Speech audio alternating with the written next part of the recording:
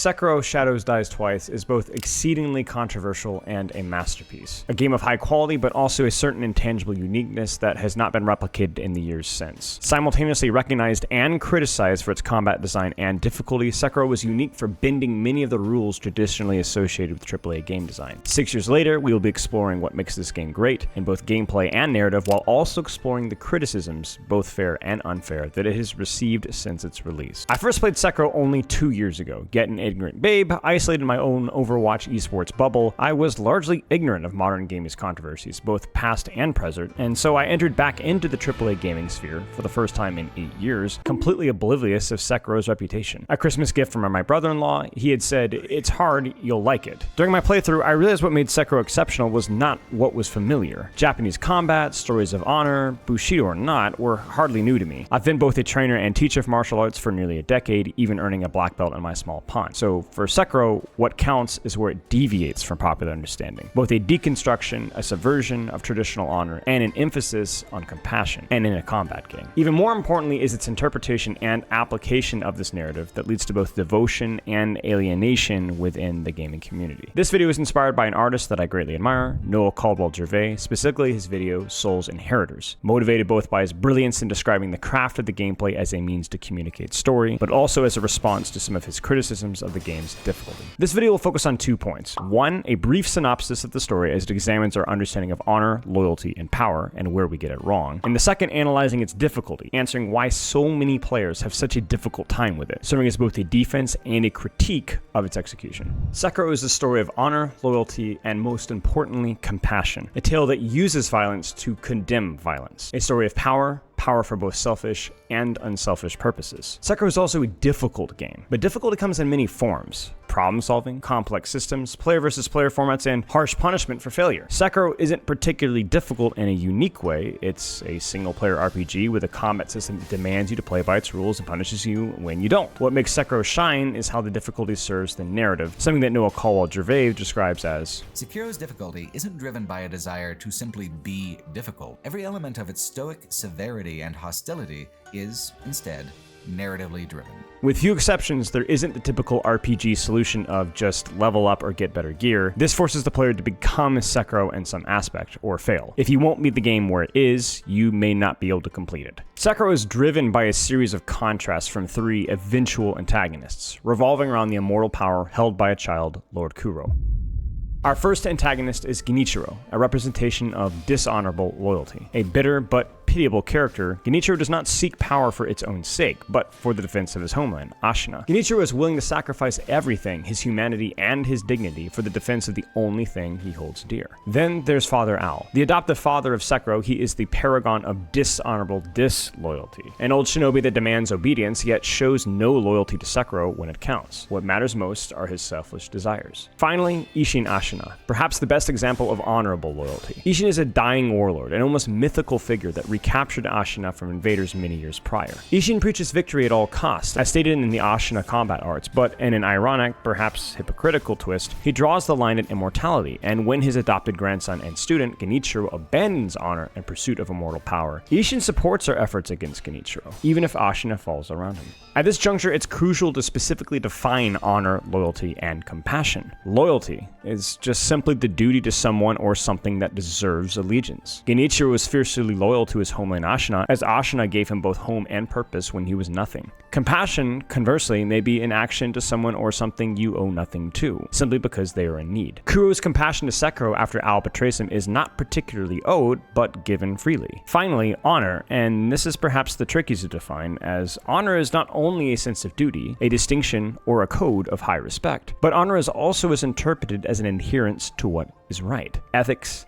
integrity, purity, rectitude, these too are honor. It's important to clarify, as it is common in both pop culture, from Kurosawa to Pyle, to construe honor as a nominal code of ethics. When seen under the microscope, this is sometimes no more than a projection of pride, a ceremonial conceit. Sekiro, I believe, gives us a deeper exploration of what honor truly is. When Sekiro ultimately is forced to choose his loyalty, there is no longer blind allegiance to Kuro, nor self-serving cynicism of the Shura. It is an honest assessment of Kuro's immortal power and simply finding the ethical choice.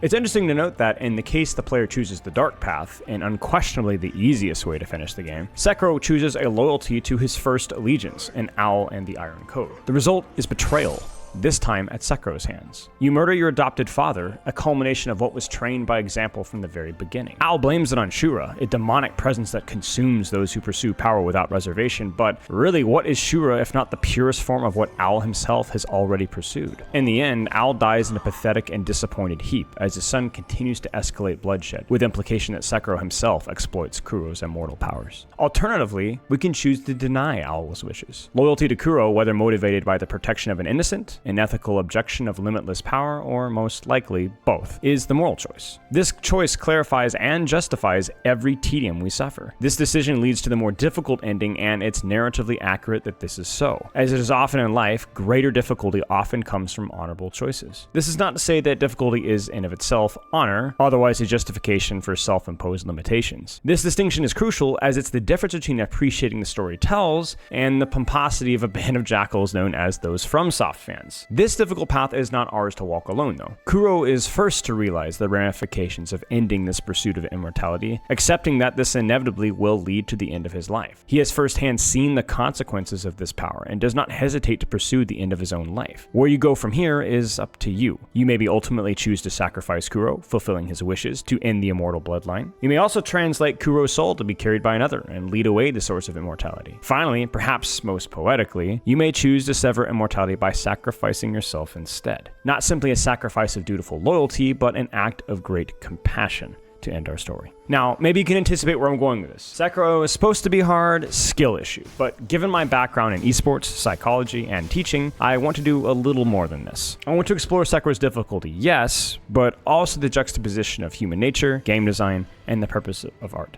Briefly. To experience the game is to merge your experience with Sekiro, but there is still some wiggle room with that expression. Sekiro is a confident swordsman, a rogue shinobi, and a patient servant. You may win with any of these approaches or through a combination of them all. Your personality can be expressed when it aligns with the protagonist, and that's what is sometimes misunderstood by some of the hardcore fans. Outside of deliberately fighting outside of the game's intended rules, a win is a win, whether through skill of the sword, ingenuity, or just simply patiently failing again and again until it works. I feel like I got lucky in my 50th try shows tenacity that is perfectly consistent with Wolf's personality. Ironically, I've often found lesser experienced players often make strategy choices that make engagements even harder, but more on that later. Anyone who has beaten Sekiro in part or fully has accomplished something impressive and experienced, or at least part of, the developer's vision. Sekiro is designed for failure. Failure not only serves the narrative, it's the very engine. Wolf is not an imposing He-Man of mythical proportions. There is no monomythic journey of leveling that builds an unstoppable killing machine. There's growth of vitality and lethality, but it's restrained compared to the RPG standard. By the end, Wolf is still Wolf. He is the best version of himself, both in prowess and character, but there is no dramatic metamorphosis. Wolf is a man, fighting, struggling, and dying, over and over again. Even gifted as we are temporarily with immortal blood, it comes at a cost. Death and resurrection leads to dragon rot, but this cycle of failure is canon, your death count even becoming a bit of a meta joke. The battle for good comes at great personal expense. This process can be painstaking, and it's certainly not for everybody. A rigid but fair combat system is one thing, but Sekiro sometimes goes one step further, occasionally breaking traditional game design rules. To understand, let's look at a concept called flow state. Generally considered to be where people best perform and learn, it is the amount of challenge that keeps players engaged. Not bored, but not overwhelmed. This is something commonly kept in mind with game design. Tutorials, complexity progression, even player set difficulty directly or through a leveling system are all standard for the course. Sekiro disregards these rules at a few junctures. Briefly, a troll mini-boss with some of the worst grab hitboxes and pixel skipping nonsense of any boss I've ever seen in any game. It's intended to teach the use of a prosthetic tool, but I'm convinced more people have quit the game on this boss than perhaps any other. A handful of early mini-bosses with large numbers of respawning adds. It's intended to teach stealth, target priority, and patience. Curse you artistic expression, but it also encroaches on overwhelming and infuriating for newer players. There's a lot of early bosses that are either obnoxious to deal with, obnoxious to duel, or require encouraged limited consumables that maybe you don't even have at the time. There's also punishing failure, but with the limited supply of prosthetic tools that are early available, questioning whether I'm supposed to save the ammunition or use it for special occasions. There either should be an endless supply or none at all. I feel risk averse with the way that I'm using the tool, but it means that I learn things even slower, but then if I use the the ammunition that I have, then it takes longer to do rounds, so I just generally don't even bother using them. It's like a system that's supposed to teach you stuff, but you're discouraged from failing with it, which just gives this horrific gameplay loop. And in typical Fromsoft fashion, a relatively shallow onboarding tutorial system that doesn't do a really good job highlighting the unique gameplay designs, specifically the parry. If Sekiro is poetry, then the parry is the meter upon which it is written. But Sekiro's emphasis on the parry is different from how many games function. It's unintuitive to human nature that is, by definition, risk-averse. The posture bar rewards aggression, and good game design rewards player for playing in the way it demands, but I'm not sure Sekiro convinces the new player of the importance of committing to this system. Should every game handhold through the introduction of new unusual mechanics? Well, maybe not, but would a game be more popular if it recognized when it conflicts with basic human instincts and directly communicates this to its player base? Well, yes, if that's what the developers are aiming for. Sekiro pulls no punches with great leaps in difficulty and complexity. It's the norm, not the exception, to find yourself stuck on a boss for a time. You may or may not be prepared for the experience. Thankfully, if nothing else, Sekiro is consistently fair, besides that stupid troll, and every attack, almost always, has a clear communicated counter and subsequent opportunity for punishment, unlike some of FromSoft's more recent designs.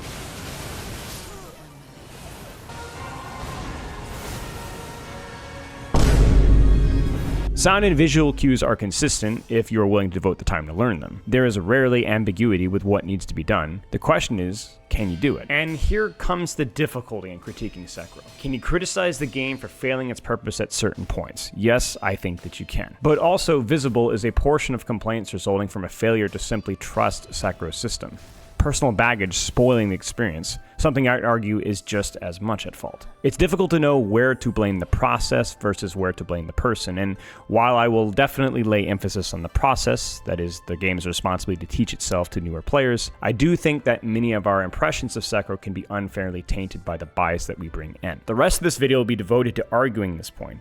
A final apologetic for Sekiro's general difficulty, ignoring the outliers mentioned earlier, and admitting that onboarding is largely at fault. Emphasizing the occasional incompatibility of default human nature and what Sekiro demands. I'm a professional video games coach. Yes, you have my permission to point and laugh, but my thousands of hours in both professional esports and private coaching has taught me a lot about human nature. Helping people of all ages achieve their goals is extremely rewarding, especially when it involves, as it often does, conversations about goals, processes, health, and mentality. A large percentage of coaching is just simply helping people improve their practice quality and general self-awareness. Discerning limitations like playtime, energy, interest, age, reaction speed, inconsistency, or just simply poor mechanical talent is part of my job. Separating the truth from the myth of what a person can reasonably accomplish is difficult. It's incredibly common for confident players to overestimate their ceiling given how much they're actually training, and equally common for less confident competitors to underperform because they believe themselves to be physiologically doomed. It's not that there isn't merit to either end. Some people, whether through life experience, opportunity, or even a small physical advantage, do seem to have an edge. However, it's something that we often overvalue to our own detriment. In the FPS headspace, it's easy to find a reason for failure. The egotistical blame teammates, the game being unfair, but always something beyond control. The helpless will blame reaction speed, or maybe age, but again, always something outside control. This leads to frustration and inevitably becomes a self-fulfilling prophecy, guaranteeing aimless and unfocused play. For Sekiro, this means it's an unbalanced, badly designed game, or it's simply too hard. Not too hard for your taste and fun, mind you, that is purely subjective, but simply too hard to beat within a reasonable time constraint. The most crucial error made by players who struggle with Sekiro is not playing by its rules. You are not designed to dodge in the vast majority of engagements. You are designed to parry, to Makiri counter, to jump, to slash, to break posture. And occasionally, you are supposed to use your prosthetic tool. Sekiro rewards, heck, encourages aggression, and if you do not meet enemies with aggression, you will struggle. Aggression doesn't always come naturally. From human psychology, we know that people often regret action more than inaction, and Sekiro teases with this often.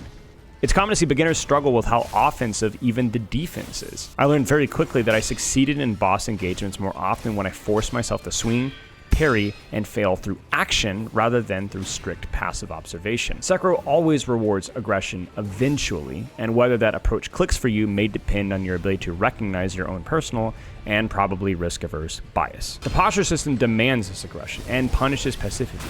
It is almost without exception wasteful and dangerous to draw out engagements, to hit and run bosses. Even disengaging for heal windows comes with a risk, with finding windows of downtime close to bosses often the better policy. For the hesitant, this will feel miserable unless embraced. accepting short-term failure for longer-term rewards. For every friend or Reddit noob asking for help I've seen struggling with Sekiro, it is almost always boiling down to a fear of engagement, avoiding the audio and visual rhythm of enemies. The more you expose yourself to proximity, the more comfortably confident you will find yourself exchanging blows. While reaction time may have a small impact on your ability to respond to said patterns, recognition through experience, trusting the system to teach you its stance, is by far the most important skill to succeed. To properly critique what a game is aiming for, you must play by its rules. Otherwise, you risk a warped opinion. While I still really hate that stupid troll boss, my first time playing, I struggled with him so much because I refused to use fire because I felt like I didn't need it. This led to a very frustrating hour and a half where I was confronted with, man, I don't know if I like this game. Whether lack of self-confidence or overconfidence, your baggage is going to change your perception of Sekiro. I did a better job of this with my first playthrough of Elden Ring, where despite being a tryhard, I forced myself to use the Spear Dash system, as there clearly a system designed as a core part of the game. The end result? I loved Elden Ring, but really hated the Spear Dash system, but because I played by its rules,